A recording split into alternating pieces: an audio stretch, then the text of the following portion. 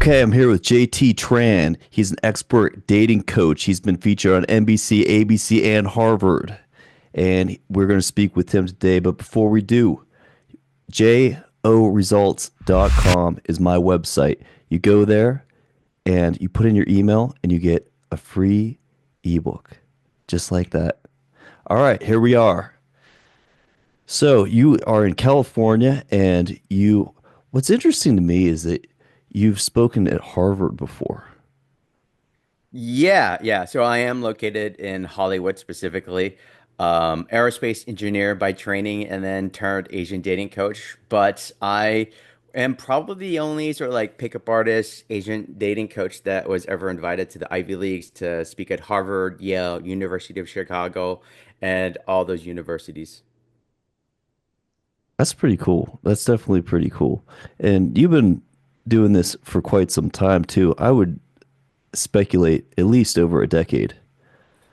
Yeah, I'm like one of the OGs. Not as OG as say Mystery, but I was there during the original Project Hollywood days. If anyone remembers the pickup artistry community back in those days when the game came out. So I was like there. If anyone's read The Game by Neil Strauss, like I was literally there, not for all of it, obviously, but for a good portion because I was cutting my teeth in Hollywood, seeing what was happening at the Hollywood mansions and what was going down. That's really fascinating. Yeah, I read the game. I read it when just about when it first came out, and it really was fascinating to me and all the aspects of it. And it's a pretty big book too. It's a pretty thick book. It almost looks like the Bible, the way that he designed it. But it does go through a series of stories, and there's so many adventures that Neil Strauss had in that book. And he traveled basically all over the world with Mystery, and then they landed up in Hollywood for quite some time doing the Project Hollywood, which and they threw parties there too, all kinds of parties. That was like the height of Mystery's fame. I'm interested in your origin story. What first got you into this whole field, this fear, and what made you go, I want to do this? Well, it was quite by accident. Now, being Asian, in short, I didn't really have a lot of dating options. I mean, I had a girlfriend in college, but I didn't kiss my first girl until the age of 20, and she chose me, Yeah. right? So it was purely by luck. And moving out to Los Angeles, I'm thinking like, I'm the big man on campus. I had a cute blonde girlfriend. I'm driving Mercedes. I've got this high-paying engineering job. I'm living next to the beach. Like on paper, it looks like I'm a catch. Yeah, Like, you look like a I'm a good, superstar on paper. yeah. So I tried my hand at like all the dating stuff, like intramural sports, like beach volleyball. I did like eHarmony, and this is back in the day when you had to take a personality test and you pay for a membership, Yeah. right? And I take the personality test and it says like, oh, well, we're gonna have to refund your money because you're too analytical and too cerebral. We can't find you anybody. No matches for you.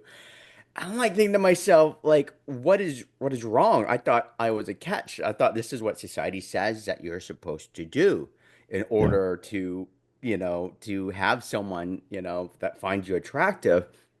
And then I started exploring. It's like, well, I'm a smart person.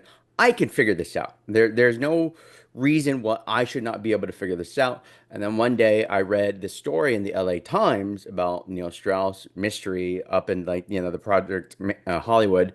Yeah. And it was, went to a boot camp when it was like $600. All right. And I learned from Mystery the very indirect style. Yeah. And that night was such a revelation, seeing that you could approach a woman and her actually opening up. Like it wasn't simply based off of just, you're genetically predisposed to having women. Like you're good with women or you're not. It's like, this is something I can master. And so I'm always thankful for Mystery for that revelation and that epiphany that I could take charge of myself. I could take charge of my destiny. So I started an Asian Playboy blog. That was my pen name. And it just started gaining a following where all these Asians started following me because I was putting myself out there. Mhm. First of all, a lot of like PUA guys, dating guys, they don't want to put themselves out there in general, but especially Asian guys, like very private, right? But I was putting myself out there. picture, my adventures, my misadventures. Even when I, humiliated myself, got rejected, I was still talking about it until one day this Chinese Canadian mother from Toronto contacted me, and she said, like, her and her son had been reading my blog, and she wanted me to help out her teenage son who had been harassed by neo-Nazis in high school, to come out and help her son because he had just, locked himself in the room, stopped making friends, stopped going on dates. And she's like, I'm gonna pay for your flight, I'm gonna pay for your hotel, and I'll pay you $100 a day. Right? I was like, oh, I can get paid for this. And said, ma'am, for 3 days and 3 nights, I'll be the big brother he never had. And so for me, it went beyond just I'm going to learn and teach how to get laid, make money, and have fun. It became a mission statement. It became a calling to help out my fellow Asian brothers because I know what it's like to face racism. I know what it's like to be bullied. I know what it's like to be judged as not conventionally attractive. And I can speak to those people who feel the same way and learn from my mistakes so they can be successful too. So thus the Asian Playboy was born. I think that a lot of times the people in this world, not always, because you can go one route or you can go the other route, but a lot of times people that have success in a certain field, they've experienced some kind of major pain or some kind of traumatic event earlier on in their life, or they've not had the success that they wanted whenever they were younger. For instance, if you take someone like Dan Bilzerian, when I read his book, The Setup, there's a story there. I don't know how somebody did it. It's pretty grotesque, but I guess he was alone in his room and he was, I guess he was fantasizing about some kind of woman and somebody brought a camera into his room and recorded it when he was really young. Yeah, he was like a teenager. And then they showed it to all kinds of people. So he was completely embarrassed. And this guy is super famous now, but he tells about that story in the book. And for you to have faced experiences where you're not even dating a girl and you're all the way up until you're 20. You're like, I thought this would work. That has to be very challenging and something that's like, almost hurtful. But it instead of going, oh, I'm a loser now. I'm just going to do, instead you go, I'm going to figure this out. I'm going to take matters into my own hands and I'm going to have a lot of success. And that's what you did. That's what you did over, the course of past decade or 2 decades even. And that to me is really inspirational. And I think anybody watching this would find that inspirational as well. And that's kind of the way the world is though, because you can't really if stuff's given to you, like if everything's just given to you on a silver platter, it's like they talk about the high school football player where everybody loves them, and a lot of times, not always, but often, that's the type of guy where they end up being a loser later on in life, and that just goes to show the way things really work in this world and how patterns are. There's patterns in everything, so understanding patterns is so crucial too. I was talking to a PhD who's a nurse practitioner the other day. I'm going to upload that podcast soon. And she was talking about how there's 7 principles in life. And we went through the whole podcast. Each one was she would talk about a different principle. And it was so fascinating. It was so interesting. And she's talked about how everything that occurs, there's always going to be cause and effect in whatever you do. And I said, you know what? That's so true. So if you stick to something and you tell everybody, you say, this is what I'm going to do. I am going to do this. For instance, I said, I'm going to do 2 things for 30 days. One thing that I'm going to do is I'm going to socialize with people every single day. I'm getting out. And the other thing is I'm going to post content every day. And if I tell people that and I do it, it shows the courage and the strength to actually follow through. And I think that's where true success is shown. Yeah, I mean that just shows like integrity to yourself, right? That you can trust what you do because you've applied yourself and then it radiate externally where people can trust what you keep. You're a man of your word. If this is what you're going to do and you keep it, people expect that from you and you expect it from yourself. But I think you make a really great point earlier in the fact that, bad things are always going to happen to us, unfortunately, right? That is Yeah, one of the universal truths of life. Bad things are always going to happen to us. How you choose to interpret it, how you choose to use that, whether it's something that brings you down, right, makes you depressed, makes you anxious, or you elect to let it fuel you in whatever way, maybe it's through anger, maybe through inspiration, whatever, you use that to make you better. And I think that a lot of people who are successful are able to take those rejections, the humiliation, the embarrassments, the failures, and instead of letting it be remain a failure to them, they're able to use it as fuel to the next level of success. And I think whether that's true of business, personal life, or romance, right? Get rejected from a girl. I don't consider rejection. It's like, all right, next person I'm going to talk to, I'm going to fix something, I'm going to do something better, right? And I think exactly. that's a great principle, a great truth that everybody watching this, video should learn and try to embody themselves. Definitely. And I think if you're talking to a girl and she so-called rejects you, I say it's not a rejection of you. It's just a rejection of you in that moment. How whatever was going on, she might have just gotten married. You don't know. Or maybe she's just having a really horrible day and all of a sudden, say there was four people she talked to where she had a horrible time. And then you approach her and she wants to take it out on you. You just don't know. And I like to think of it as one, it's a skill set. Socializing is a skill set, but also each interaction, you can't just take one interaction extremely seriously. But what you can do is if you have a good interaction, what I tell people to do is if it's a good interaction or something great happens, or even something small that's really good, you can let that run in your head. Why not let that, whatever it was, say someone smiled, you gave them a compliment and they smiled and they were genuinely happy you did that. And it was a genuine compliment. For instance, I was just talking to this girl and I said, I really like your fashion. Like, I really like that. It's really cool. And she was so happy I said that. And she smiled. And she was like, thank you. And she was like genuinely happy. So you can run those kinds of things over and over in your head. And if you do that, that's going to get you in a great mindset. That's going to get you into a mindset of, well, that was great. So that means if that happened in the past, it can probably happen in the future again. And speaking of the future, what are some goals that you have in the near future with the success that you've had in this world so far? Well, I mean, we are embarking upon more tours. Okay. Obviously, with COVID, it sort of like changed the dating dynamic of society. I Obviously, did. society moves on, whether you like it or not. It happens. So we started implementing more online dating. It wasn't something that I was ever a huge fan. I'm like, okay, I'm decent enough, right? I get results from it, but it's not something that it's ever been like a particular favorite of mine. Like, for me, I'm old school. Like, I Okay. want to be in person, charming the girl.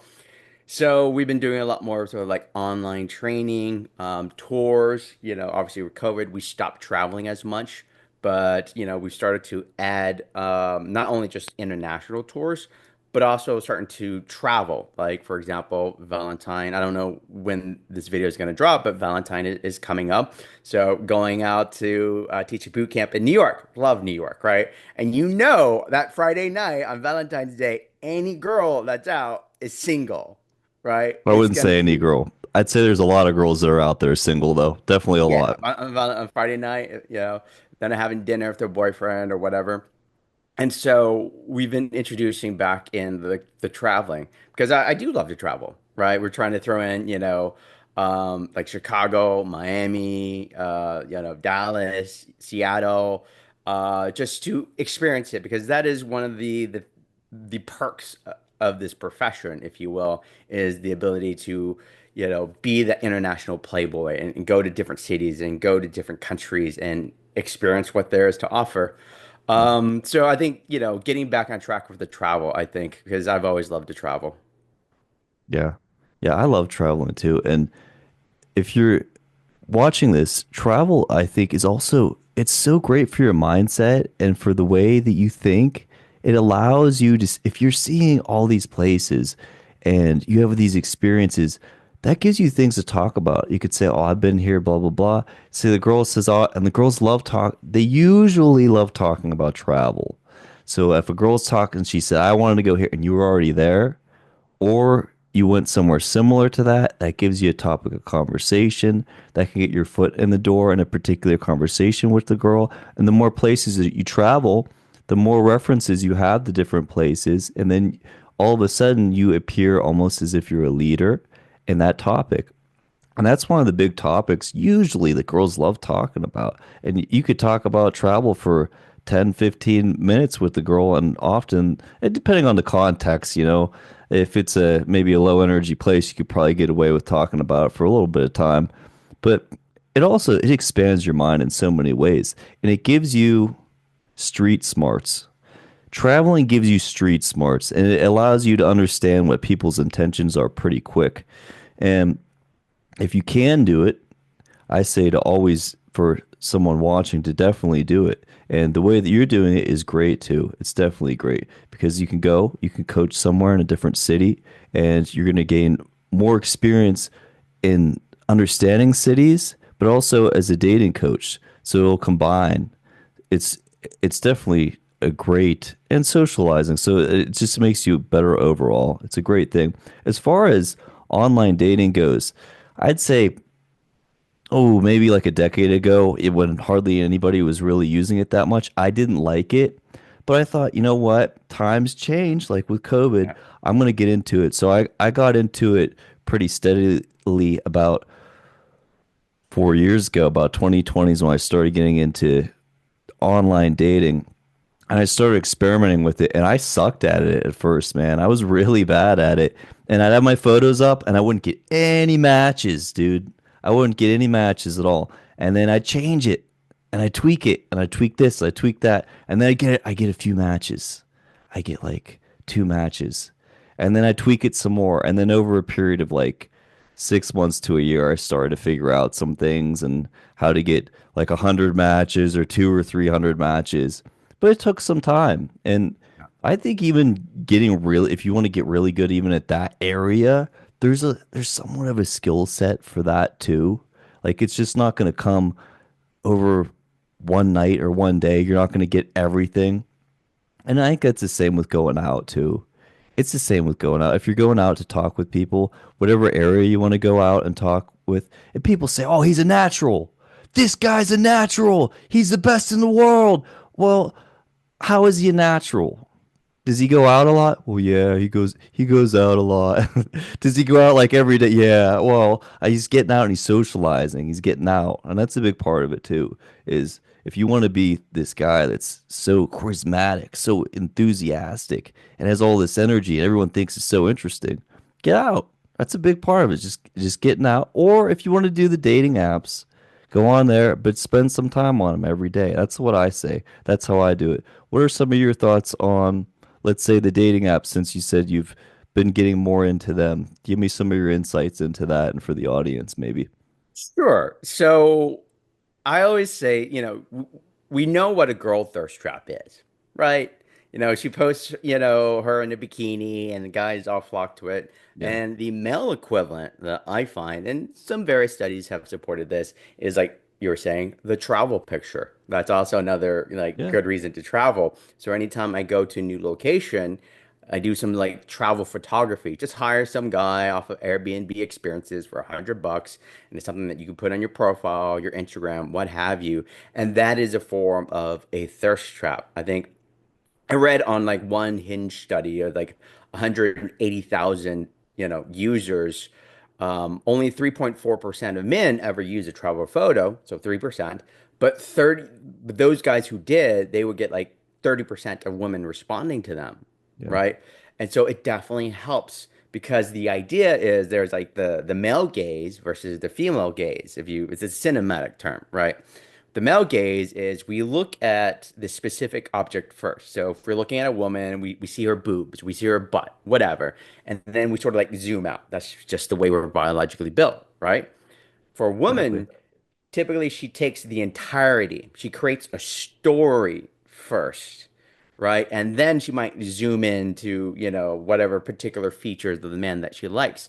So if you're like some college kid and you try to take like a half-naked bathroom selfie, trying to show off your muscles and your abs, thinking like she's going to check out your muscles, that's the wrong way to think because you're not Especially in thinking the from her bathroom as a perspective. man. Yeah. Yeah, you see that, like all these, frat bros doing that. But instead, you could go to the beach, right? Lay out a yoga mat, have, photographer or friend for good, good like iPhone or whatever, and you strike a yoga pose during like sunset where the Yeah. the lighting is really good and you're still showing off your muscles, but now there's an entire story that she Hmm. could look at and she could craft a story about who you are and just that enraptures her and then she's like, okay, who is this guy?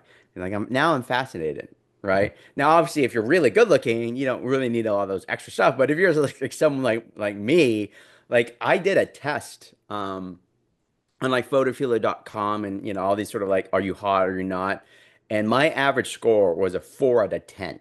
Like empirically American girls think I'm below average, I'm ugly. And Okay. so just like you, with a lot of testing, a lot of tweaking, Yeah. finding out what the right angles, what the right looks, what the right location was, I was finally able to get myself from a 4 to like a 7. Yeah. Right. And so I went from like 0 matches to getting like 50 matches. I mean, I'm not God tier when it comes to like the online stuff, but if you're getting 50 matches per week, you can get some dates. And you get that many dates, you can get laid, a girlfriend, a partner, what have you. And Yeah. I think that's a good start is try to get really good, photos that tell a story about who you are. Yeah. You know what? I completely agree with you. Having photos where they tell some, I say, let it tell a story. Yeah, absolutely.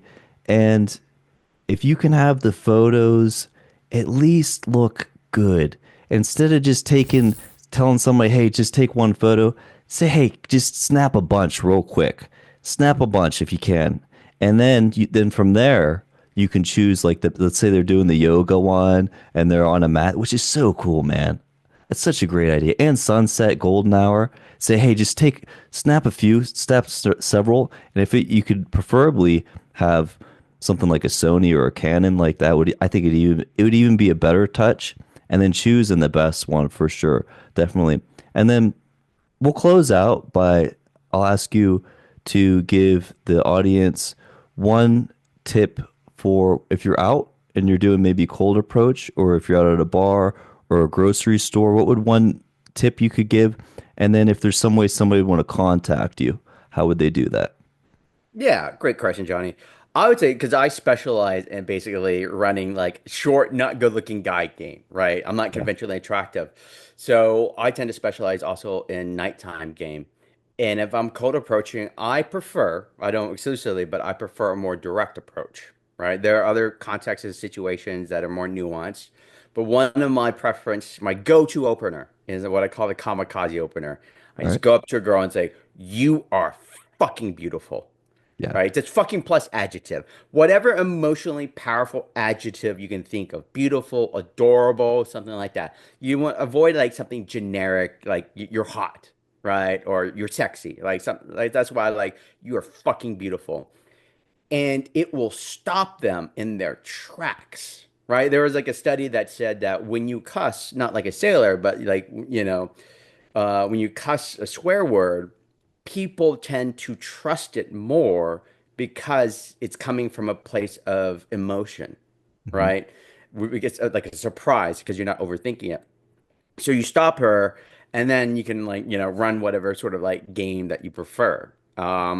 And so by bringing a strong command presence with your body language, your facial expressions, your tonality, right? This is all dependent upon essentially getting above her fuckable line, right? You want to land above the fuckable line as opposed to like be below. And that sort of more direct approach, I find, helps a lot for those guys where maybe they're not complete beginners, but they're not like quite intermediate. And if you're doing it right, bringing that command presence, I think you'll find that that sort of direct approach can work a lot, especially anyone watching this who might be from another country and have an accent, right? Because this blows their minds, right? I actually got this from a student. He was like 5 foot nothing, Singaporean fob, like, complete foreigner, heavy accent.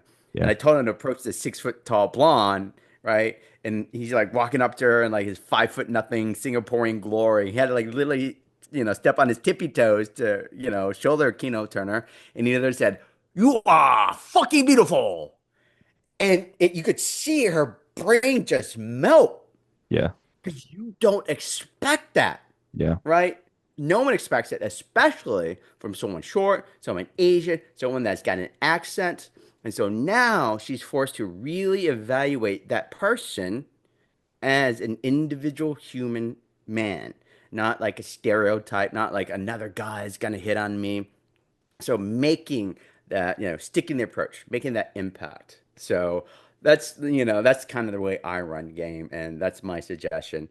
And for anyone, looking to find out more about me and my programs around the country and around the world, check us out at abcsofattraction.com. That's ABCSOF attraction.com. We also have a free YouTube channel. You can check out for free content, or if you want any sort of like lectures or in-field videos, consider checking out our dating program called The Academy. It's a 30-day free trial where you can watch lectures as well as our in-field pickup videos. Sweet. And I also have a free ebook. It is the new shit. You go to joresults.com and just put in your email and you can get that. And you can watch his YouTube videos as well and enjoy the free stuff. And if you like our stuff, you can purchase some of our products or we can get a hold of you. You can get a hold of us and we can do a call or whatever you want to do and we can go from there. Great having you on and hopefully in a few weeks we can speak again. And I have my free ebook. You're going to read my free ebook too. I'm going to send it to you and I want your thoughts on it and we will speak soon, my friend. All right. Thanks, Johnny.